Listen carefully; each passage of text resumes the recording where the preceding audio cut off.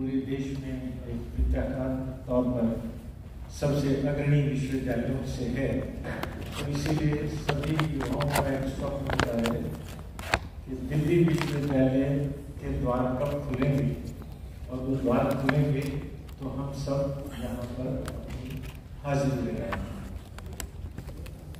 सारी तैयारी हो चुकी है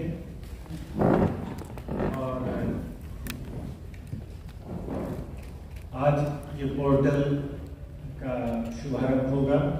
उसके बाद सभी जो छात्र हैं, जो इच्छुक हैं, वो दिल्ली विश्वविद्यालय में यहाँ पर प्रवेश ले पाएंगे।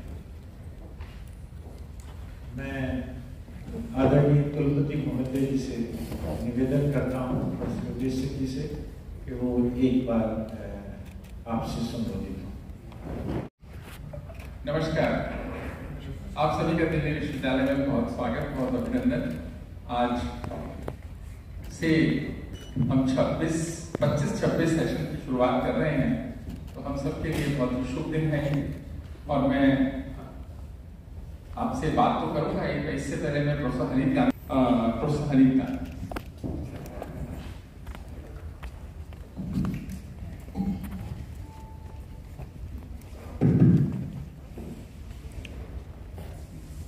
गुड आफ्टरनून, नमस्कार सभी को। आपका बहुत बहुत स्वागत है दिल्ली विश्वविद्यालय में एक बार और जैसा सर कह रहे थे, sir thank you so much for asking me to pick the presentation.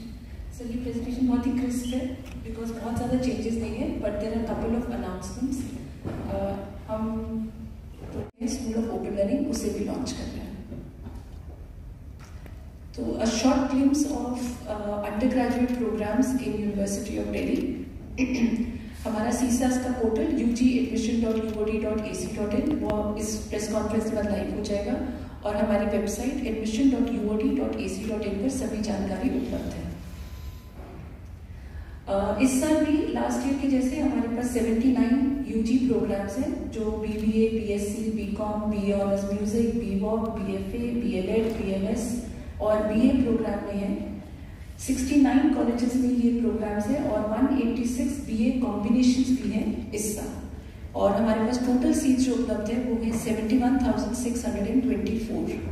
ये सिर्फ रिजर्व कैटेगरी की हैं, रिजर्व कैटेगरी और UR कैटेगरी को मिला के सैंक्शन स्ट्रेंथ है। जो सीसास पोर्टल हम आज लॉन्च कर रहे हैं, this is divided into 2 parts. हम आज फेज 1 लॉन्च कर रहे हैं, जिसमें बच्चे अपनी बेसिक प्रोफाइल भरेंगे, submission of their class 10th 12th marks. हम उनकी नेम, फोटोग्राफ और सिग्नेचर ऑटो इंटीग्रेट कर लेंगे CUET UG के प्लेटफॉर्म से, और ये नॉन एडिटेबल होंगी। इस फेज में बच्चे अपनी एकेडमिक इंफॉर्मेशन, अगर वो EC और स्पोर्ट्स में पार्टिसिपेट करना चाहते हैं उसकी इंफॉर्मेशन, सारे जो डॉक्यूमेंट्स है, दस्तावेज है, उसे अपलोड करेंगे और पेमेंट ऑफ फीस करेंगे। ये CUET UG का जो एप्लीकेशन नंबर होगा वो मैंडेटरी होगा इस पोर्टल पे एंटर करने के लिए। फीस में कोई चेंज नहीं है। 250 rupees for UR, OBC and EWS and ₹100 for SC, ST and PWD. In case a candidate wish to apply for supernumerary quota of EC in sports, then they have to pay an additional amount of ₹100. And if the candidate wish to apply for a practical या performance based या audit या sports style जो programme जैसे BFA, Bachelor of Science Education in Sports and Health या हमारे music के programme, तो 400 रुपये एक्स्ट्रा उन्हें पर प्रोग्राम के लिए देने होंगे। ये कोई चेंज नहीं है, पिछले साल जैसा ही है। जब CUET का रिजल्ट आ जाएगा, फिर हम फेज 2 इमीडिएटली उसके बाद लॉन्च कर देंगे। We will consider the normalised score as the NTA is saying. Then the University of Delhi will expect the students to do subject mapping. They will then check the eligibility and program and college-wise preferences. They will have to input on their dashboard, and finally the form will be submitted. This is as last year. So important aspect जो हमने पिछले साल किया था, वो इस साल भी we are continuing that the subject studied in class 12th and CUET subject should map. At least 50% of the syllabus should map. बच्चे वही सब्जेक्ट यहाँ भी, और ये जानकारी हम पहले भी दे चुके हैं, हमेशा ही देते आ रहे हैं, कि जो आपने क्लास 12 में सब्जेक्ट्स पढ़े थे वही सब्जेक्ट आप CUET में भी दीजिए, वो सब्जेक्ट आपको मैप करने पड़ेंगे। Program specific eligibilities are almost same, but there are couple of minor changes we have done to make it more elaborate. क्योंकि CUET में कुछ सब्जेक्ट्स ड्रॉप हुए, कुछ लैंग्वेजेस ड्रॉप हुई और कुछ डोमेन सब्जेक्ट्स ड्रॉप हुए, तो हमने यहाँ पर अपनी एलिजिबिलिटीज और ज़्यादा इलेबोरेट कर दी ताकि कोई भी बच्चा छूट ना पाए।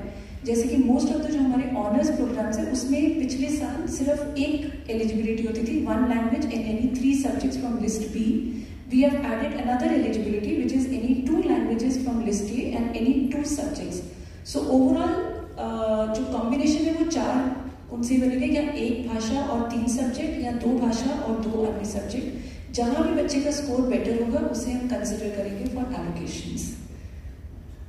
जो हमारे साइंस के प्रोग्राम थे वहाँ पर एक पिछले साल तक एक मैंडेटरी रिक्वायरमेंट होती थी कि 30% लैंग्वेज में उन्हें लेना चाहिए, हमने वो ड्रॉप कर दिया है। Now the candidates opting for science courses will only be considered for merit only on the basis of their marks obtained in PCM or PCB as it may be, but the candidates are required to appear in the language. So language has become only an appearing component, not a deciding or a eliminating factor. BCom honors, there is no change in the eligibility. The candidates can opt for either mathematics or account as a mandatory subject and another language or any 2 other subjects from list B. After we close our phase 2, then we will open our platform for displaying the simulated ranks जो उस समय की preferences पे होंगी. The simulated ranks will be based on the marks and the preferences that the students will give at the closure of phase 2. Again, the candidates will have another opportunity to add, delete, reorder their preferences. And the last save preferences after the announcement of simulated ranks will then be considered for allocations. So the allocations will be based on our criteria, program specific merit, the category of the subject and the availability of seats.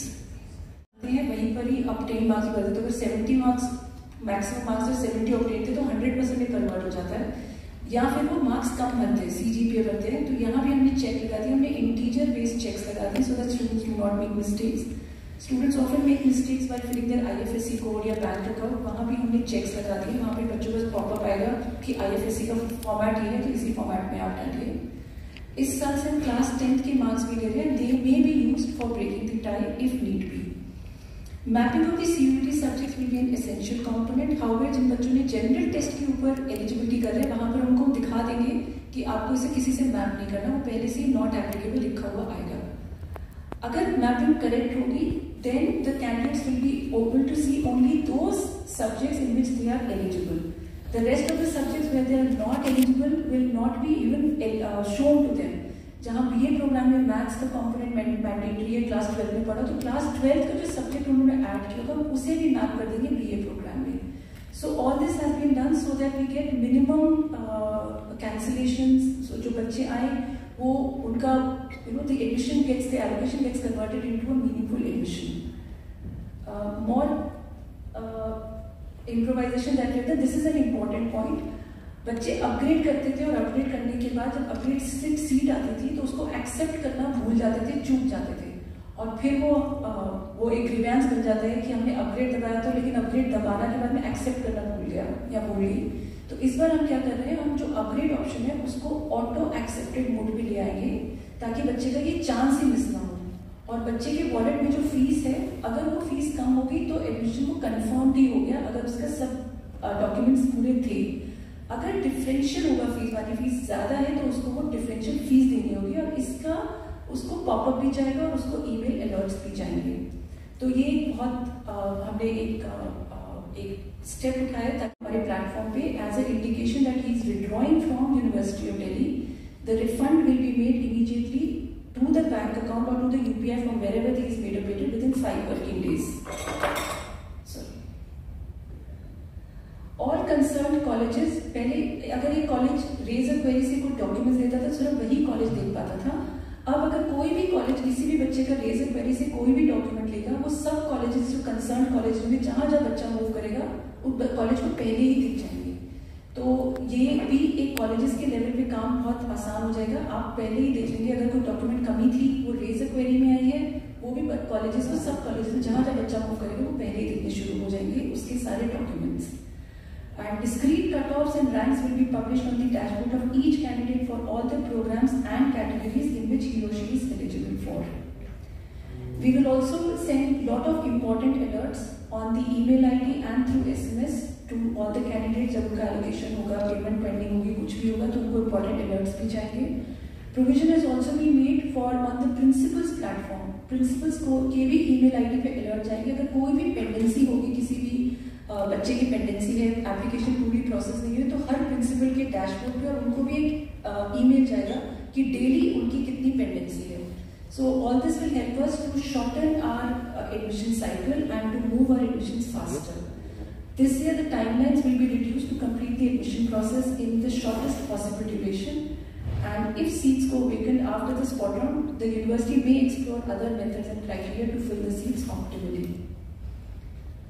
Admission to supernumerary quota, we are offering all the supernumerary quota like last year. PWD, CW, extracurricular activities, there are 14 activities. Sports, there are 26 men, and sorry, there is a typo error. 26 for men and 27 for women. Single girl child, one single girl child in each program, each college.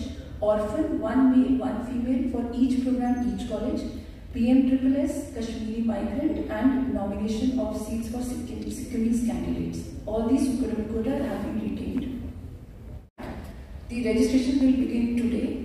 The programs that are offered in this is BA LLB and BBA LLB. इनका admissions CLAT के rank पे है, and we are hopeful that the classes will commence from 1st of August. We will also be declaring the first allocation list today for PG admissions, and there will be 2 regular rounds और उसके बाद एक mid-entry का provision और फिर third round. अभी हम इतना ही schedule वो कर रहे हैं, announce कर रहे हैं. And sir, if you have your permission, can I declare the SGC also? Sir, with sir's permission, इस साल हम single girl child quota PG में भी एक्सटेंड कर रहे हैं. तो एक हर प्रोग्राम में एक सीट सिंगल गर्ल चाइल्ड के लिए इस साल से इंट्रोड्यूस की गई है. और जो एडमिशन टू पीडब्ल्यूडी, ऑर्फन और एसजीसी का आज ही हो जाएगा, लेकिन जो हमारा सीडब्ल्यू और स्पोर्ट्स है, क्योंकि ये ट्रायल बेस्ड और चेकिंग होती है, ये 2 सुपरन्यूमररी सीट्स जो हैं ये थर्ड राउंड में होंगी. So this is a glimpse of the schedule. This schedule will be updated after the at 5 o'clock today. We will release the list at 5 o'clock. The information will be available in the text, visual and webinar form. We will soon be doing our webinar. We have also established chatbots and the email IDs are functional. We have also established 9 telephone cloud से control होकर 9 telephone cloud line हम शुरू कर रहे हैं आज से.